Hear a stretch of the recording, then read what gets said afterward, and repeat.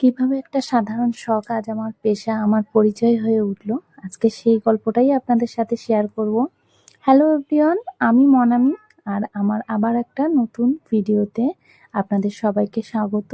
এবং bake with Monami চ্যানেলে যারা নতুন এসেছেন, আপনারা সবাই প্লিজ সাবস্ক্রাইব করবেন এবং আমার পাশেই থাকবেন। তো আহ, আজকে প্রথমেই আমি যেটা বলবো যে আজকে আমি গত 9-10 বছর ধরে কেক বানাচ্ছি। তো আমার সেই কেক বানানোর জার্নিটাই আজকে আমি আপনাদের সাথে শেয়ার করব। কেকের ভিডিওর সাথে সাথে আপনারা আমার গল্পটাও শুনতে পারবেন। আশা করছি আপনাদের ভালো লাগবে। আর যদি ভালো লাগে অবশ্যই ভিডিওটাতে একটা লাইক দেবেন। তবে যখনই এখন এই কেকগুলো বানাই, আমার কিন্তু মাঝে মাঝেই মনে পড়ে আমার সেই প্রথম দিনগুলোর কথা। প্রায় তখন 2015-16 সালের দিকের কথা বলছি। তখন থেকেই আমি কাজ শুরু করেছিলাম, বা এটাকে আসলে কাজ শুরু বলতে সেরকম না, ছোট থেকেই কেকটা ছিল একটা ফ্যান্টাসির মতো। আমি ভীষণ ভালোবাসতাম এই জিনিসগুলোকে। তো সেই ভালোবাসার জায়গা থেকে কখনো যে আমি একদমই একটা গ্রামের মেয়ে, যে কেক বানানো বাড়িতে যায় বা সম্ভব বা শেখা যায়, বা জন্মদিনের কেক, এগুলো একেবারেই মানে কি বলবো, স্বপ্নের মতো ছিল। আমাদের গ্রামে পাড়া প্রতিবেশীতে কেউ কখনো স্বপ্নেও এগুলো তখন ভাবেনি। অনেকে শুনে হয়তো হেসেছিল, ইভেন আমার বাড়ির লোকজনও, আমার কাছের পাশের লোকজনও, তারাও কখনো ভাবেনি এটা সম্ভব হবে, বা আমার উপরে এতটুকু বিশ্বাস তারা করেনি যে আমি কিছু করতে পারবো। কিন্তু তারপরেও কেন জানি না মনে একটা জেদ, সাহস সব কিছু নিয়ে আস্তে আস্তে শুরু করেছিলাম। সাপোর্ট ছিল না বাড়িতে, যেটা হয়তো আমার মতো অনেক বাড়িতেই অনেক দিদিরাই বলবেন যে দিদি তোমাকে সাপোর্ট করেছিল, আমাদের বাড়ির লোক সাপোর্ট করে না। কিন্তু না, তাদের সবাইকে বলবো, কারোরই বাড়ি থেকে সাপোর্ট করে না যে বাড়ির বউ বাড়ির সংসারের কাজ বাজ বাদ দিয়ে বাইরের কাজ করে বেড়াবে। তো তারপরেও নিজের জেদ থেকে আমি এটা শুরু করেছিলাম। তখন বিশেষ কোনো জিনিসপত্র আমার ছিল না।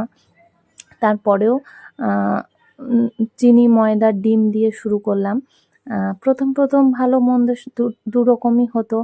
দু একবার হয়তো তখন কেক পুড়েও গেছে, মানে তখন তো আমাদের ইলেকট্রিক ওভেন ছিল না, গ্যাসেই বানাতাম।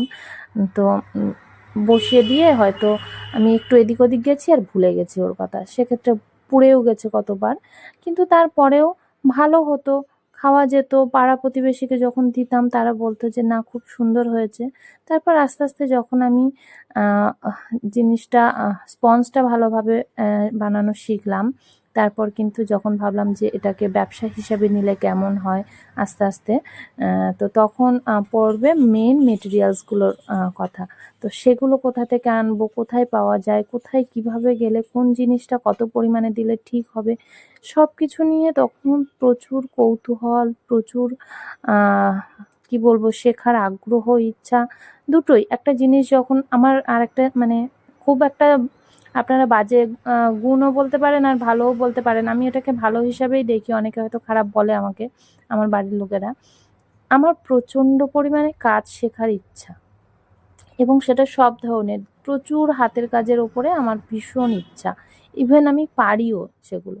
তো সেখান থেকে আস্তে আস্তে মার্কেট চেনা, একা, আপনারা হয়তো বললে বিশ্বাস করবেন না, 1000-2000 করে টাকা নিয়ে গিয়ে আমি আস্তে আস্তে ব্যবসাটা শুরু করি।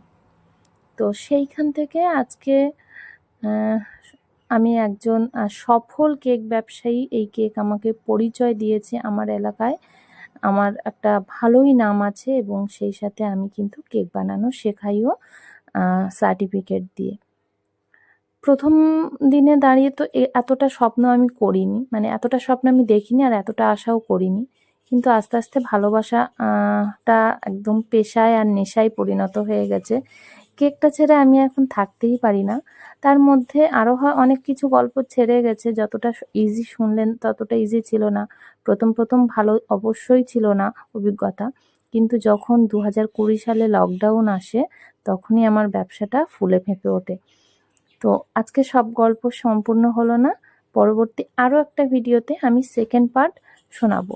তো ভিডিওটা বেশি বড় করি না, আপনাদের হয়তো শুনতে ভালো লাগবে না। তো যাই হোক, ভিডিওটা যদি আপনাদের ভালো লাগে অবশ্যই একটা লাইক করবেন এবং আমার পাশেই থাকবেন। আর একটা যেটা, আপনারা সবাই ভালো থাকবেন। দেখা হবে আবার নেক্সট ভিডিওতে।